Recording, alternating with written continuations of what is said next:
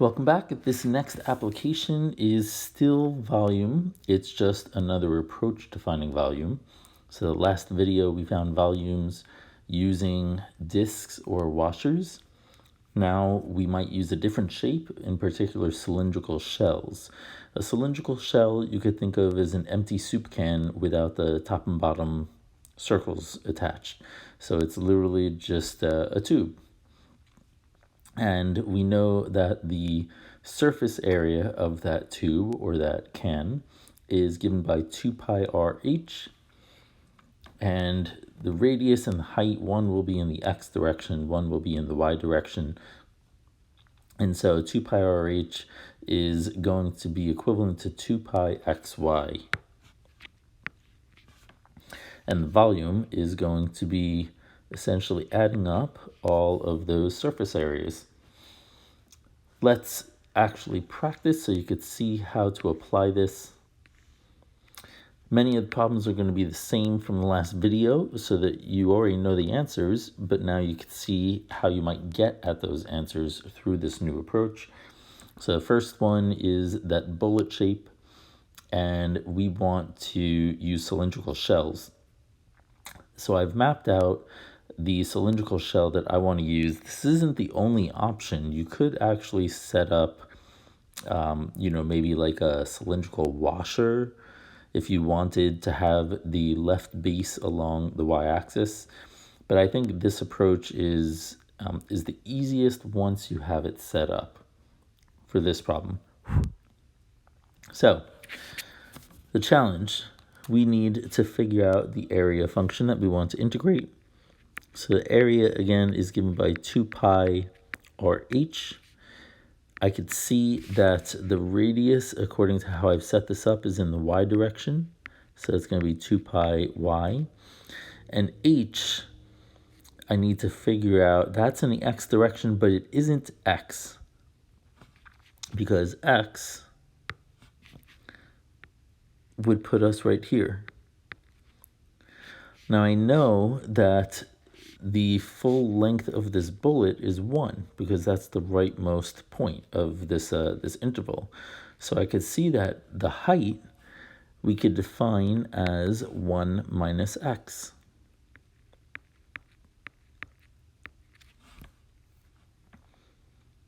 So that's going to be the height. Now I know that y is the square root of x, so let's go ahead and substitute that in.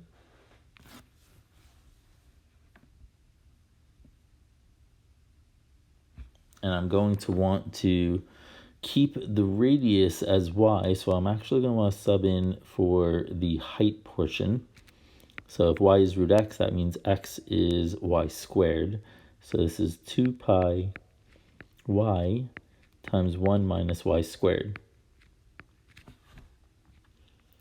And that's what I want to integrate. So this is, the volume is the integral of 2 pi y minus y cubed.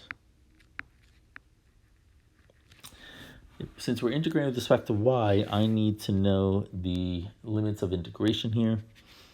And so we will be going from 0 up to, this is going to be 1, because we know that the largest x is 1, and at x equals 1, y also happens to equal 1.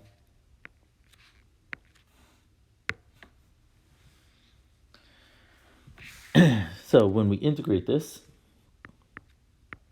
we have 2 pi y squared over 2 minus y to the 4th over 4, evaluated from 0 to 1, which gives us 2 pi times 1/2 minus 1/4, and that inside the parentheses is 1/4. So 2 pi over 4 simplifies to pi over 2, which if you check is the same thing that we got in the last video using discs. The next problem is another one that we've done, and this is proving that the volume of a sphere is 4/3 pi r cubed. I've already set up the area equation for this, but I did it a little differently than how I did in the last video. And so over here, instead of looking at a half, I looked at a quarter, which is this first quadrant that I'm rotating about the y-axis. And so in this case, I am going to get the volume of a semicircle rotate about the y-axis. And so this is half a sphere, but I want a whole sphere. So my volume equation, I'm going to have to multiply by 2.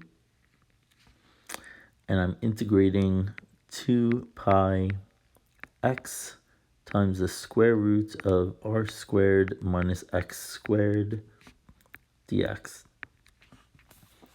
Now let me just talk you through how I got this. So I started with 2 pi rh. Again, I know that according to my picture, the radius is x. It's in the x direction and it's going to equal x. And y is going to be the height. So height is much easier than the previous problem. Now I keep the variable of my radius fixed and I substitute in for the height variable. Y is, since this equation, x squared plus y squared equals r squared, and I'm using just the first quadrant, y is going to correspond to the square root of r squared minus x squared. And I'm just looking from 0 to 1, or 0 to r. So now in this case, I am integrating with respect to x, which is going from 0 up to the radius of r. And this is what we want to evaluate. So using u substitution, u is going to equal r squared minus x squared, which means du equals negative 2x dx. I've got 2 times 2 pi, which is 4 pi, times the integral. Now I have the square root term becomes the square root of u. And I have an x dx term, which if I solve for x dx with this bottom notation, this bottom equation, that's going to equal negative 1/2 du. So I'm going to put the du here, and I'm going to bring the negative 1/2 outside. And this is what I want to integrate. When I integrate this now, I've got negative 2 pi. U to the half becomes u to 3/2 over 3/2, or negative 4 pi over 3 u to the 3/2, but u, remember, is r squared minus x squared.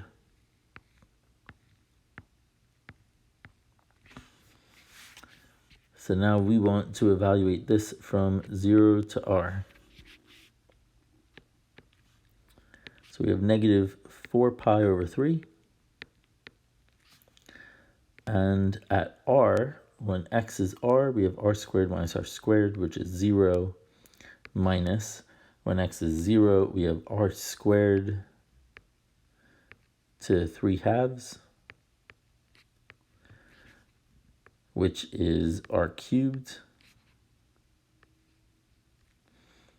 And it's still negative, and so the two negative signs, the one by the r and the one out front, cancel each other out, and we have 4/3 pi r cubed.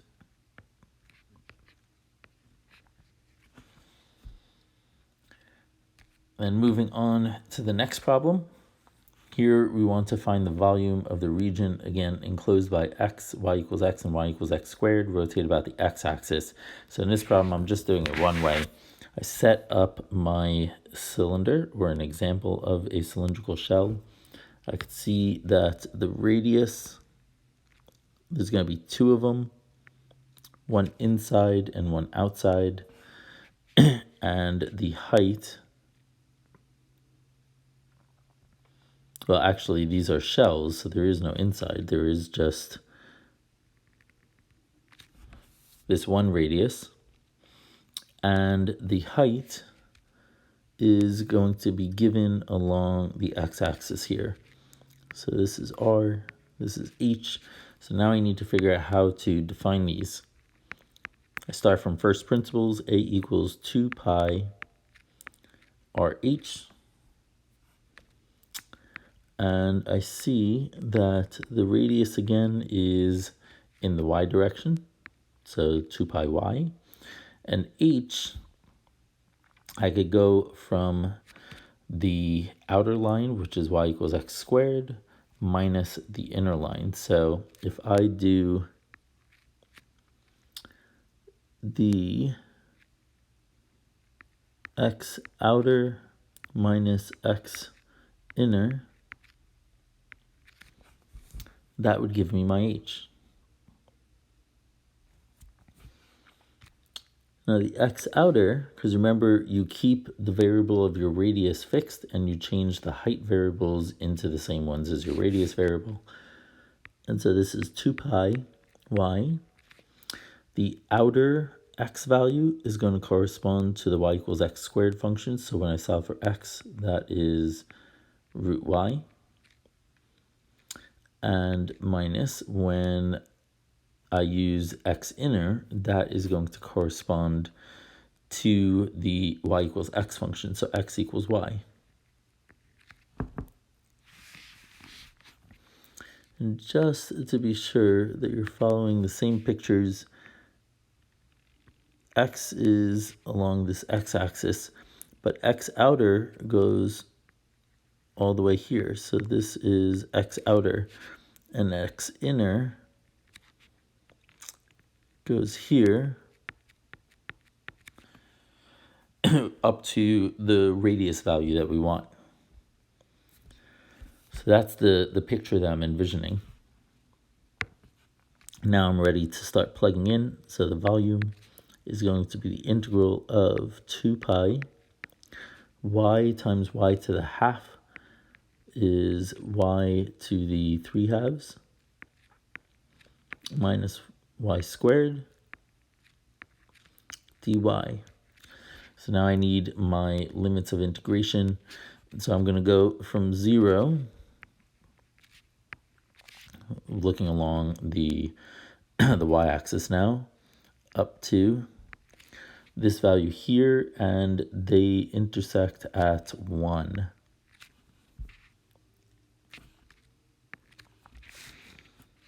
So now I'm integrating this. So we have 2 pi. The integral of y to 3/2 is y to the 5/2 over 5/2 minus y cubed over 3.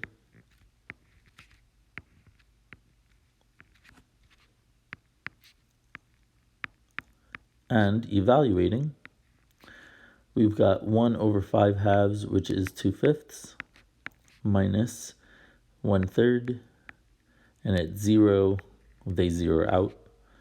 And now we're left with finding a common denominator. So this is 2 pi, and using 15 as the common denominator, we've got 6 minus 5, or 1/15. So this is 2 pi over 15. And so far we've gotten the same answers that we got with discs and washers. So there's 2 pads. There's a new problem that I want to demonstrate here, because you don't necessarily have to rotate about the x or y axes. It's most common, but I want to demonstrate how you might rotate about some other axis. So in this problem here, you've got y equals x minus x squared and y equals 0. We want the region enclosed by those two curves rotate about x equals 2. And so I've created a sketch here. Here's 2, the two curves y equals x minus x squared and y equals 0 intersect at 0 and 1.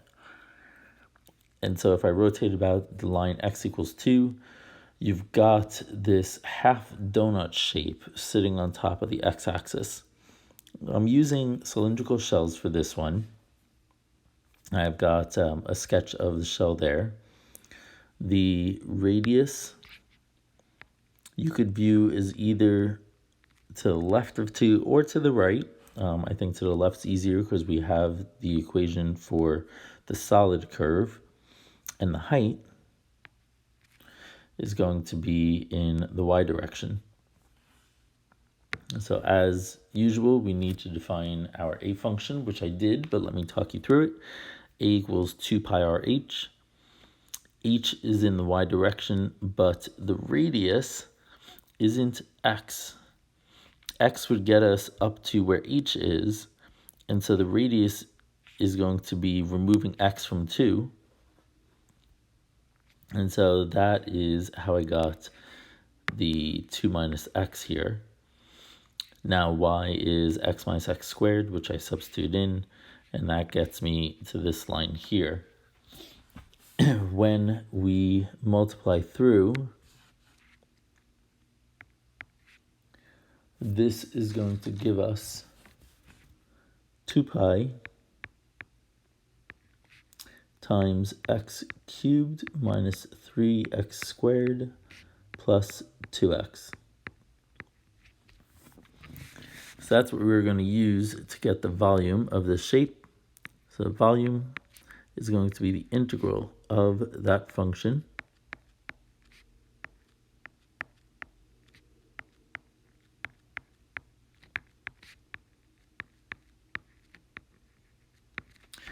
And with respect to the x-axis, since I did the radius as part of the solid curve function, that goes from 0 to 1.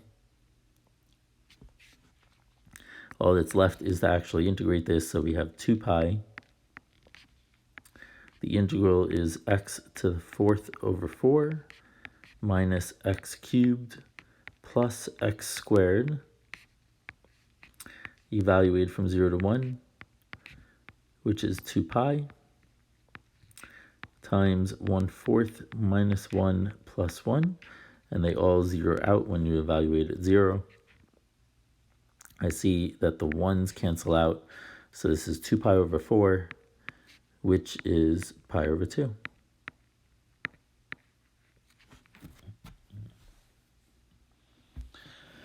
And that is the second approach, which is cylindrical shells to finding volumes of different shapes.